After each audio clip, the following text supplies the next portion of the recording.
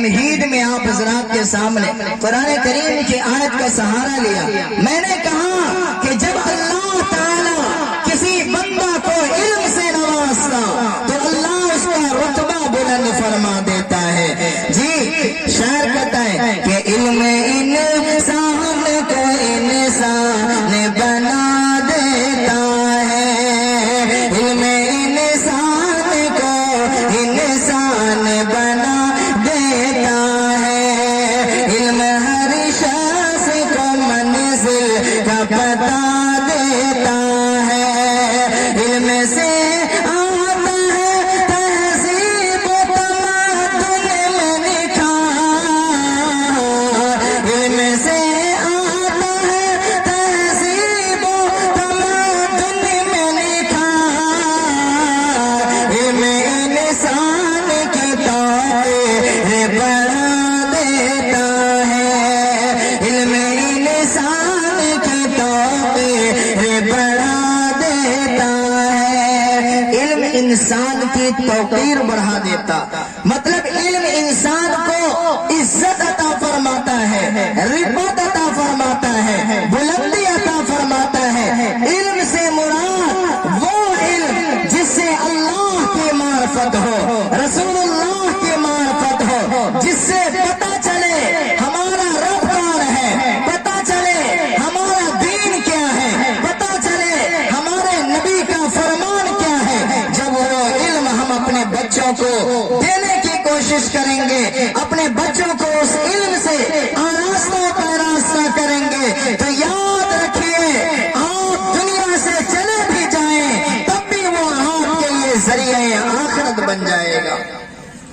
اللہ کے نبی جناب محمد رسول اللہ صلی اللہ علیہ وسلم کا فرمان ہے, ایک آدمی کا انتقال ہوتا ہے, قبر کی گود میں چلا جاتا ہے, جہنم کے انگارے اسے لپیٹ میں لے لیتے ہیں, یہاں تک کہ ایک وقت آتا ہے کہ اسے اللہ تعالیٰ عذاب کو ختم کر دیتے ہیں. جو جہنم کی آگ اسے اپنے لپیٹ میں لی ہوئی, وہ جہنم کی آگ اس سے دور ہو جاتی ہے. اب وہ بندہ اللہ رب العزت کے سامنے فریاد کرتا ہے, اے بار الہ آخر یہ کیا ماجرا, اتنے دنوں سے میں جہنم کی آگ میں لپٹا ہوا تھا, اب وہ آگ جہنم کی آگ مجھ سے دور ہو گئی.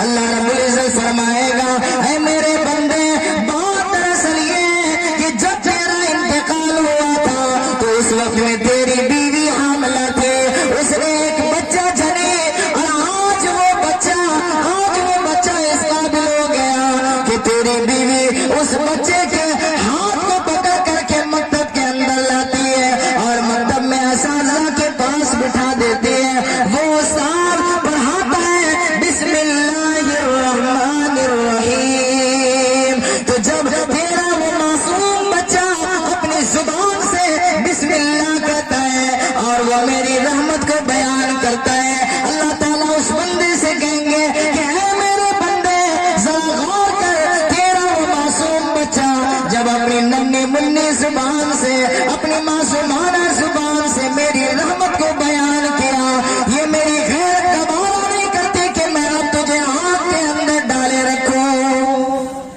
میرے بھائیوں, ہم اپنے بچے کو علم دین سے آراستہ کریں.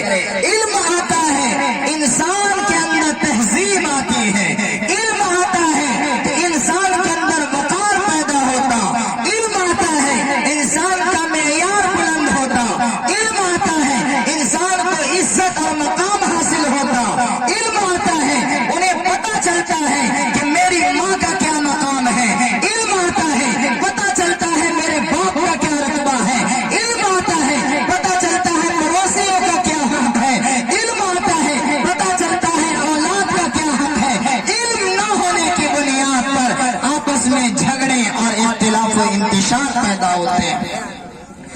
میرے بزرگوں, میں آپ حضرات کے سامنے یہ بات کہتا چلو, قرآن کریم کے اندر خالق کائنات فرماتا ہے وَعَلَّمَ آدَمَ الْأَسْمَاءَ كُلَّهَا. اللہ رب العزت نے حضرت آدم علیہ نبینا علیہ السلام کو عزت عطا فرماتے ہیں, فرشتوں کے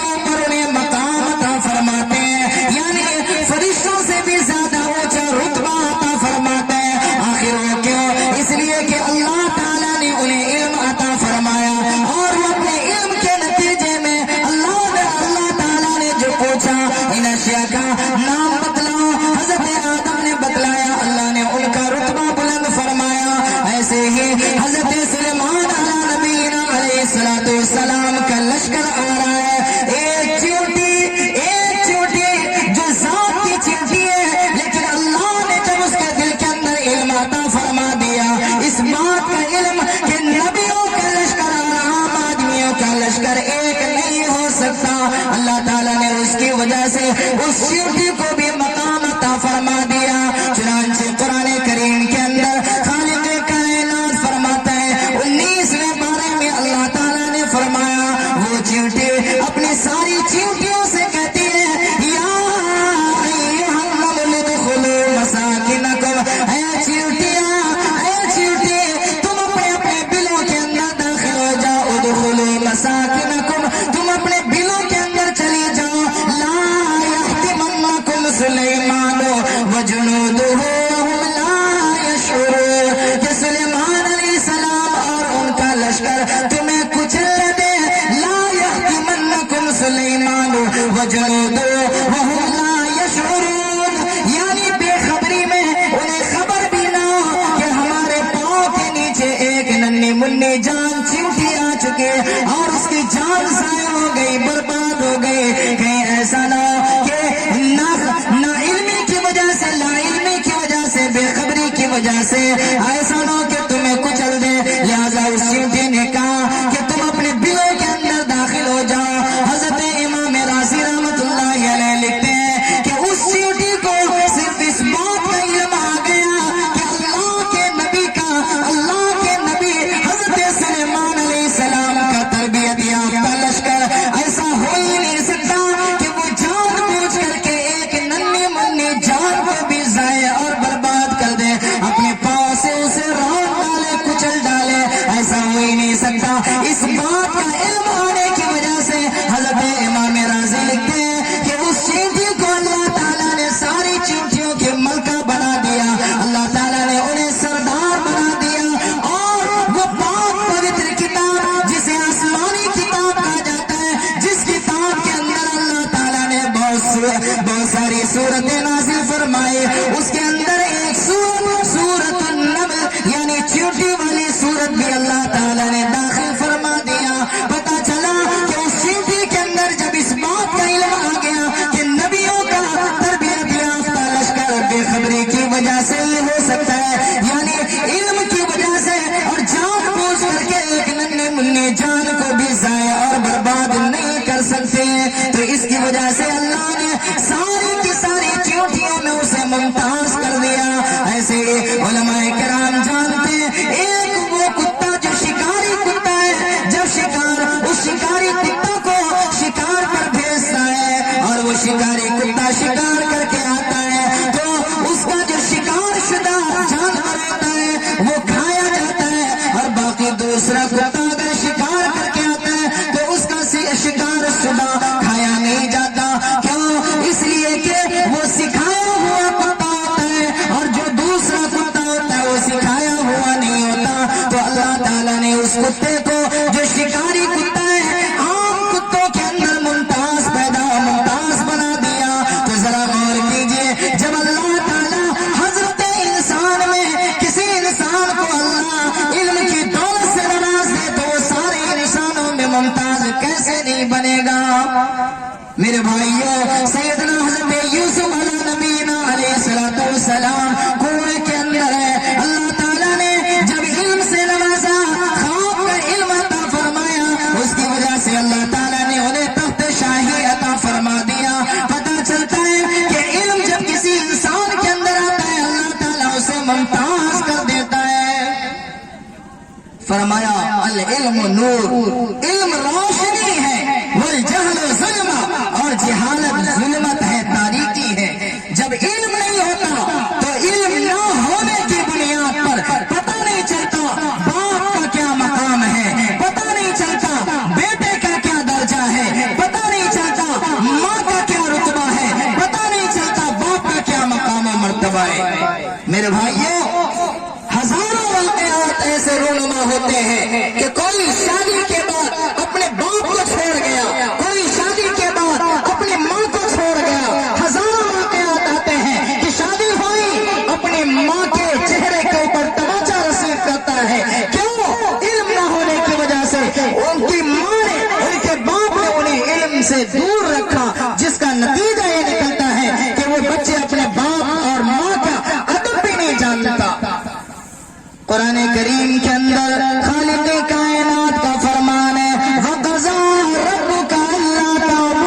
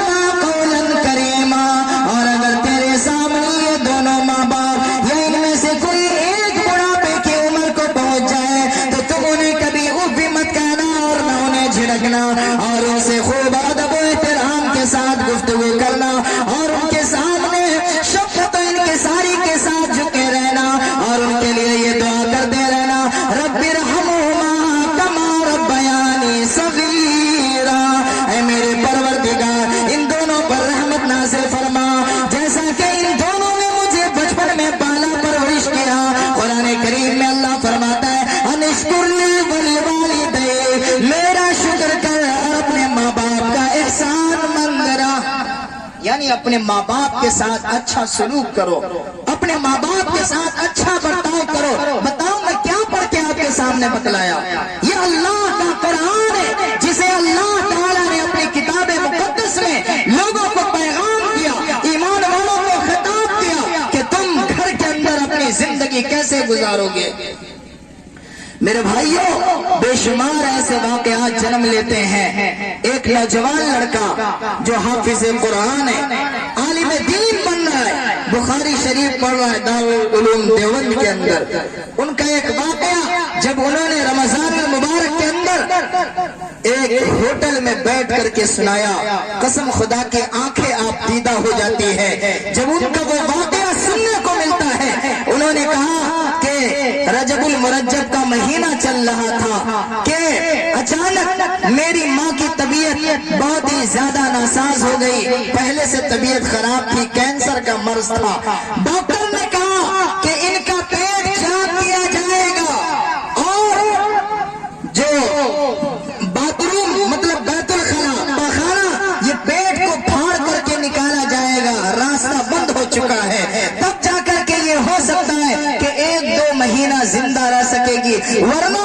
یہ 2 سے 3 دن کے اندر ختم ہو جائے گی۔ جیسے ہی اس بچے کو خبر ملتی ہے وہ فوراً وہاں سے آنے لگتا ہے اور اس ہاسپٹل میں پہنچتا ہے۔ ذرا توجہ سے سنیں، اپنے ماں باپ کی خدمت کریں، یہ میں کسی اور چیز کے حوالے سے نہیں، اللہ کا قرآن کہتا ہے اپنے ماں باپ کی خدمت کرو، اپنے ماں باپ کا احترام کرو۔ چنانچہ وہ آیا اور ڈاکٹر سے ملتا ہے، کہا کہ میں اس خدمت کے لیے تیار ہوں، گھر میں بیٹی بھی ہے، بیٹی نے کہا کہ مجھے گھن محسوس ہوتا ہے کہ میں پاخانہ کو صاف کروں، دوسرے بھائی بھی ہیں لیکن وہ سب کہتے ہیں کہ نہیں مجھے گھن محسوس ہوگا، میں یہ کام نہیں کروں گا۔ لیکن اللہ نے انہیں علم کی دولت سے نوازا، حافظ قرآن بنایا، عالم دین بنایا۔ انہوں نے کہا کہ میں اس خدمت کے لیے تیار ہوں، وہاں سے چھٹی لیتا ہے اور ڈاکٹر کے پاس جا کر کہتا ہے میں تیار ہوں۔ 1 مہینہ مسلسل انہوں نے اپنی ماں کے پاخانے کو جو پیٹ کو چاک کیا جا رہا ہے اس سے صاف اپنے ہاتھوں سے صاف کرتا۔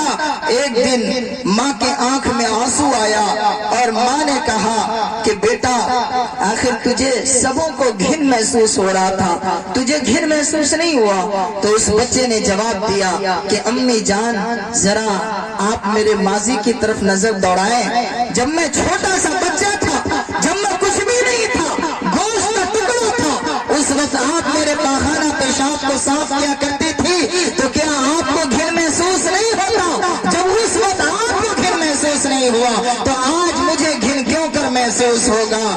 اب ماں خوشی کے مارے آنکھوں سے آنسو بھی چھلک رہے ہیں، لیکن اپنے اس بیٹے کو سینے سے لگاتی ہے اور کہتی ہے سر کے اوپر ہاتھ رکھ کر کے بیٹا میں تو دنیا سے چلی جاؤں گی لیکن اللہ تعالیٰ تجھے کبھی تکلیف میں مبتلا نہیں کرے گا، تم آرام اور سکون کی نیند حاصل کرو گے، اللہ تمہیں رزق عطا فرمائے گا۔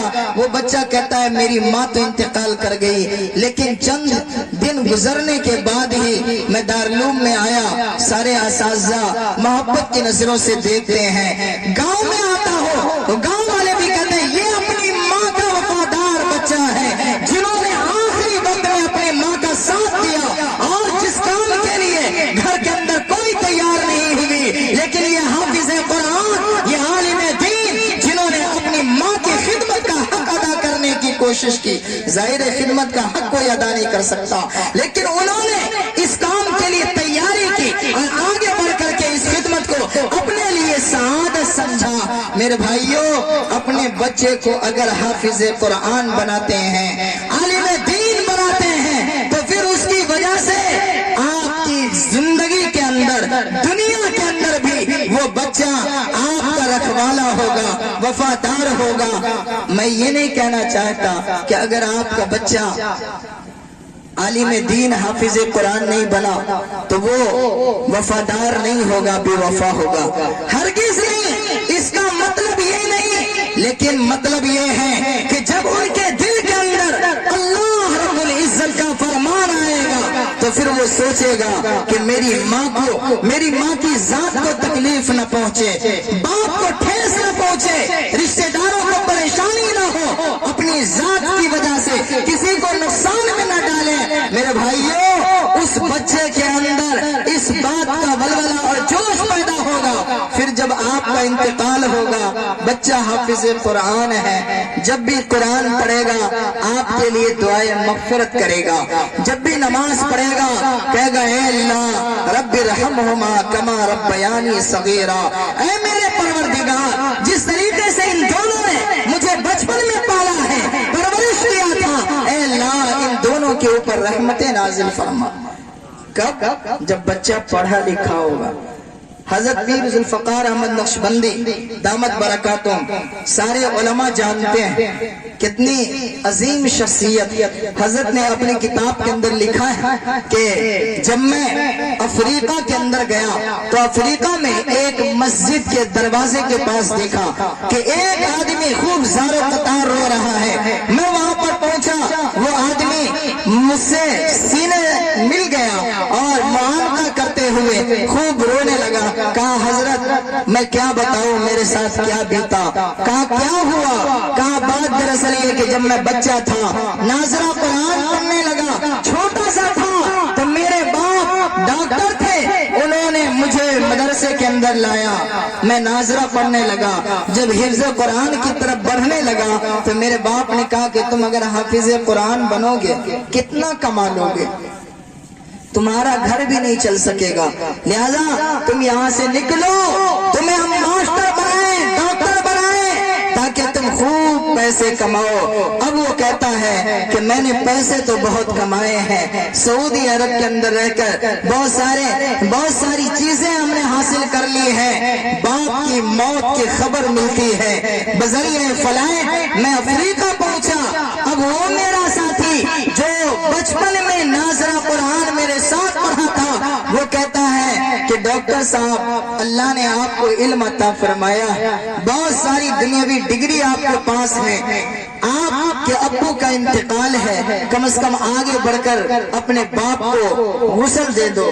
وہ بیٹا کے آنکھوں میں آنسو ہے، کہتا ہے کہ مجھے تو غسل دینے کا طریقہ معلوم نہیں۔ اچھا، اب وہی بچہ غسل بھی دیا جو ان کا ساتھی ہے، غسل دیا، غسل دینے کے بعد کہا ٹھیک ہے کفن پہناؤ، کفن بھی نہیں پہنا سکتے، اچھا ٹھیک ہے جنازہ کی نماز پڑھاؤ، جنازہ کی نماز بھی نہیں پڑھا سکتے۔ وہ ڈاکٹر صاحب کہتے ہیں کہ انہوں نے یعنی میرے جو درسی ساتھی بچپن کے ساتھی، انہوں نے میری غیرت کو للکارا اور انہوں نے یہ بتلایا، یہ احساس دلایا کہ آپ اتنی ڈگری حاصل کر لیے، لیکن بتاؤ جب آپ کے باپ کا جنازہ سامنے رکھا ہوا ہے آپ اپنے باپ کے جنازے کے اوپر نماز بھی نہیں پڑھا پا رہے، یہ بھی پتا نہیں کہ جنازہ کی نماز میں